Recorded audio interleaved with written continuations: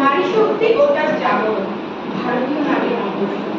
হে ভারত, ভুলিও না তোমার নারী জাতির আদর্শ সীতা, সাবিত্রী, দময়ন্তী। ভারতের নারীর আদর্শ মাতৃত্ব, সেই অপূর্ব, স্বার্থশূন্য, সর্বংসহা, নিত্য ক্ষমাশীলা জননী। প্রাচীন নারীকে প্রতীচ্যের মাপকাঠিতে বিচার করা ঠিক নয়। প্রতীচ্যে নারী হলেন স্ত্রী, আর প্রাচ্যে নারী হলেন জননী। নারী সারা জীবনে এই একটি চিন্তা তাকে তৎপর রাখে যে তিনি মাতা। আদর্শ মাতা হতে গেলে তাকে খুব পবিত্র থাকতে হবে। আমাদের দেশের মেয়েরা তেমন শিক্ষিত নয় বটে, কিন্তু তারা অনেক বেশি পবিত্র।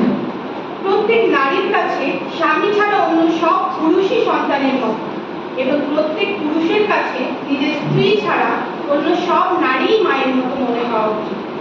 আমি যখন আমার আশেপাশে তাকাই, তোমরা তাকে নারী জাতির কর্তৃ পুরুষসুলভ সৌজন্য বলো, তা দেখে আমার মন বিরক্তিতে পড়ে ওঠে।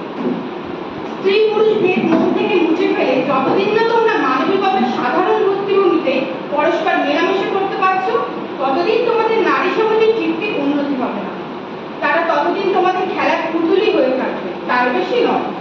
এগুলিই হলো বিবাহ বিচ্ছেদের কারণ। তোমাদের পুরুষেরা নত হয়ে মেয়েদের অভিবাদন করে এবং বসতে চেয়ার এগিয়ে দেয়, কিন্তু সঙ্গে সঙ্গে শুরু করে প্রশংসা পায়। তারা বলতে থাকে, মহাশয় আপনার চোখগুলো কি সুন্দর। এরকম করার তাদের কি অধিকার?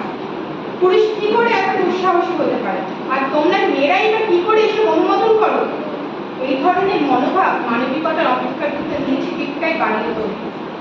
এগুলির দ্বারা মহৎ আদর্শের দিকে যাওয়া যায় না।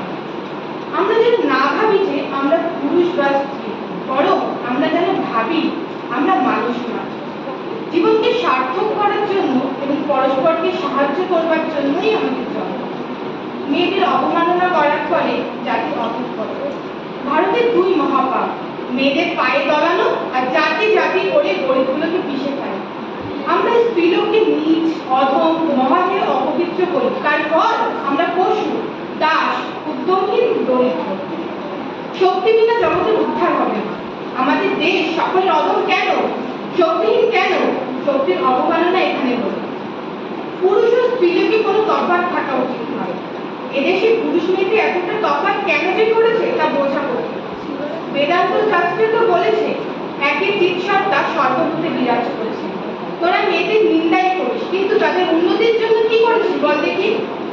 আত্মাকে কি লিঙ্গভেদ আছে নাকি? দুর্বল মেয়ার মতো সব আত্মা। নারী জাতিকে মর্যাদা দিতে হবে। তোমাদের মেয়েদের উন্নতি করতে পারো, তবে আশা আছে, নতুবা পশু জন্ম বুঝিবে না। তোমরা কি মনে করো প্রতিটি নারীর অন্তরে যে দেবী রয়েছেন তাকে মূর্খের জন্য ছলনা করা যায়? কখনোই তা হয়নি, হবেও না কখনো। সেই দেবী সবসময় নিজেকে প্রকাশ করেছে। যে কোনো ছলনা অনিবার্যভাবে তার কাছে ধরা পড়ে। সত্যের গৌরব, আধ্যাত্মিকতার আলো, পবিত্রতার মহিমা সবকিছুই সেই দেবী নির্ভুলভাবে অনুভব করে। প্রকৃত আধ্যাত্মিকতা অর্জন করতে এই পবিত্রতার একান্ত প্রয়োজন। নারীদের ব্যাপারে পুরুষদের খবরদারি চলবে না। তোমাদের মেয়েদের শিক্ষা দিয়ে ছেড়ে দাও, তারপর তারাই বলবে কোন জাতির সংস্কার তাদের পক্ষে দরকার। নারীদের সম্বন্ধে আমাদের হস্তক্ষেপ করবার অধিকার শুধু তাদের শিক্ষা দেওয়া পর্যন্ত। নারীদের